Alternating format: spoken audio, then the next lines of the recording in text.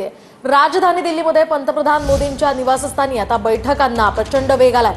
CCS CCPA ची बैठक आता संपली आहे आणि तिसरी बैठक मात्र अजूनही सुरू आहे। तिसरी बैठक संपल्यानंतर थोड्याच वेळात केंद्रीय मंत्रिमंडळाची सुद्धा बैठक होणार आहे। मोदी आज सर्व केंद्रीय सचिवांसोबत बैठक घेऊ शकतात अशी माहिती आहे। तर आजच्या या बैठकांमध्ये मोठा निर्णय होण्याची सुद्धा शक्यता वर्तवली जाते। त्यामुळे हा मोठा निर्णय नेमका काय असेल ते पाहणं अतिशय महत्त्वाचं आहे। तर आपण पाहतोय सीसीएस सीसीपीए ची ही बैठक आता संपली आहे, मात्र तिसरी बैठक ही अजूनही सुरू आहे। ही तिसरी बैठक संपल्यानंतर केंद्रीय मंत्रिमंडळाची सुद्धा बैठक होणार आहे। मोदी आज सर्व केंद्रीय सचिवांसोबत बैठक घेऊ शकतात। त्यानंतर या संदर्भातला एक महत्त्वाचा निर्णय होऊ शकतोय। दरम्यान हा निर्णय नेमका काय असेल ते पाहणं आता अतिशय महत्त्वाचं असणार आहे। राजधानी दिल्लीमध्ये सध्या बैठकांना प्रचंड वेग आल्याचं आपण पाहतोय।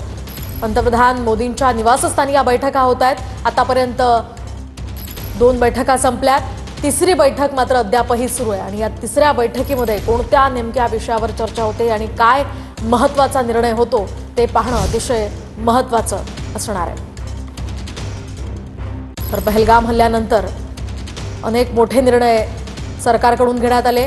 त्यानंतर आता बैठकांचा हा सपाटा सध्या सुरू आहे।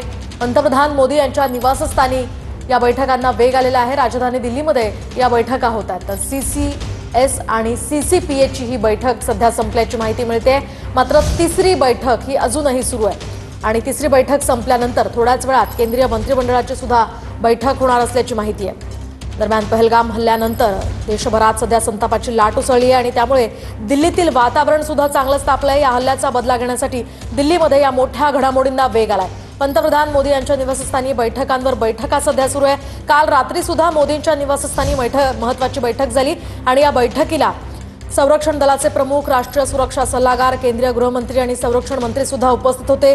त्यानंतर राष्ट्रीय स्वयंसेवक संघाचे सरसंघचालक मोहन भागवत यांनी सुद्धा मोदींची भेट घेऊन पहलगाम हल्ल्यानंतर या संदर्भात चर्चा केली आहे। त्यानंतर आता पुन्हा एकदा मोदींच्या निवासस्थानी या बैठका होत आहेत। ही बैठक निर्णायक खरं तर मानली जाते। आणखी महत्त्वाची माहिती आपण जाणून घेऊयात। जगभरातील दहशतवादी हल्ल्यामध्ये पाकिस्तानचा हात आहे आणि त्यामुळे बैठकीच ही चर्चा झाली आहे। त्या संदर्भातले पुरावे सुद्धा सादर करण्यात आल्याची माहिती आहे। दहशतवादाला पाठिंबा असल्याची पाक मंत्र्यांनी कबुली दिली आहे आणि तसा पुरावा सुद्धा सादर केला गेलाय। 26/11च्या हल्ल्यामध्ये पाकचा हात होता, नवाज शरीफनं हे कबूल केलंय अशी या संदर्भात चर्चा या बैठकीमध्ये झाल्याची माहिती आहे। तर पाकमध्ये दहशतवाद्यांना प्रशिक्षण दिलं जातं असं मुशर्रफ यांनी मान्य केलं होतं।